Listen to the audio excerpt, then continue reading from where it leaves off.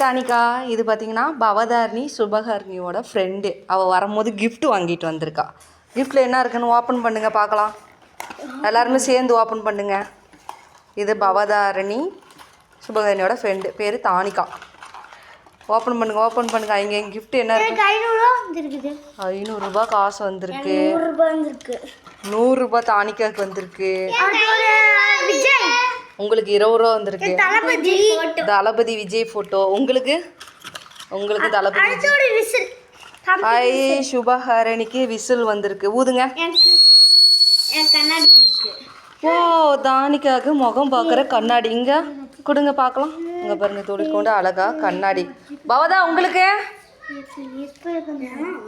ஏய் பாதிரிகை super super. பவதாரணிக்கு என்ன வந்திருக்குன்னு தெரியல.